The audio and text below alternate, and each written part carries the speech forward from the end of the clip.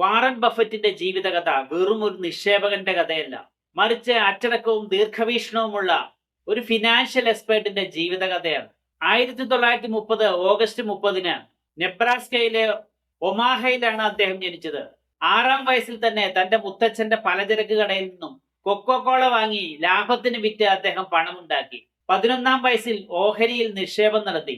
കൗമാരപ്രായത്തിൽ പത്രവിതരണം നടത്തിയും പിൻബോൾ മെഷീനുകൾ വാടകയ്ക്ക് നൽകിയും അദ്ദേഹം പണമുണ്ടാക്കി. 15-ാമത്തെ വയസ്സിൽ സ്വന്തം സമ്പാദ്യം കൊണ്ട് 40 ഏക്കർ കൃഷിഭൂമി സ്വന്തമായി വാങ്ങാൻ അദ്ദേഹത്തിന് കഴിഞ്ഞു. അദ്ദേഹത്തിന്റെ പഠനകാലത്ത് ഹാർവാർഡ് യൂണിവേഴ്സിറ്റി അദ്ദേഹത്തിന് അഡ്മിഷൻ നിഷേധിച്ചു.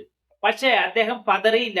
അദ്ദേഹം പറഞ്ഞത് ഒന്ന് മാത്രം: നിങ്ങളുടെ വാതിലുകൾ അടയുന്നത് എന്റെ കഴിവിൽ കുറവുള്ളത് കൊണ്ടല്ല, എനിക്ക് പോകാൻ ഇതിലും നല്ലൊരു വഴി കാത്തിരിക്കുന്നത് കൊണ്ടാണ്. ലോകം നിങ്ങളെ തള്ളിക്കളയുമ്പോൾ സങ്കടപ്പെടരുത്. കാരണം ചരിത്രത്തിൽ ഇടം പിടിച്ചവരെല്ലാം ഒരിക്കൽ പുറന്തള്ളപ്പെട്ടവരാണ്. തകർന്നു തരിപ്പണമായ ഒരു തുണിമില്ലായിരുന്നു ബെർക്ക്ഷയർ ഹാഥവേ. എല്ലാവരും അതൊരു ഡെഡ് ആണെന്ന് എഴുതി തള്ളിയതായിരുന്നു. പക്ഷെ ബഫറ്റ് അവിടെ ഒരു സാമ്രാജ്യം തന്നെ പടുത്തുയർത്തി. ഇന്ന് $1,00,000 കോടി ആസ്തിയാണ് ഈ കമ്പനിക്കുള്ളത്. കയ്യിൽ കോടികളുണ്ട്. ലോകം മുഴുവൻ ബഹുമാനിക്കുന്ന പേരുണ്ട്. എന്നിട്ടും അദ്ദേഹം താമസിക്കുന്നത് 60 വർഷം മുമ്പ് വാങ്ങിയ ഒരു പഴയ വീട്ടിലായിരുന്നു. ബഫറ്റിന്റെ വിജയം അത്ഭുതമല്ല, അതൊരു ക്ലാരിറ്റിയാണ്. എന്ത് ചെയ്യണം എന്നതിനേക്കാൾ ഉപരി എന്ത് ചെയ്യരുത് എന്ന കാര്യത്തിൽ അദ്ദേഹത്തിന് കൃത്യമായ പ്ലാൻ ഉണ്ടായിരുന്നു.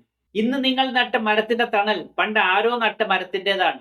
നാളെ നിങ്ങളുടെ തലമുറയ്ക്ക് തണലേകാൻ ഇന്ന് തന്നെ വിത്തിടുക. വീഡിയോ ഇഷ്ടപ്പെട്ടാൽ ഷെയർ ചെയ്യാനും ലൈക്ക് ചെയ്യാനും സബ്സ്ക്രൈബ് ചെയ്യാനും മടിക്കരുത്. നിങ്ങളുടെ പ്രതികരണങ്ങളാണ് എന്റെ മോട്ടിവേഷൻ. താങ്ക്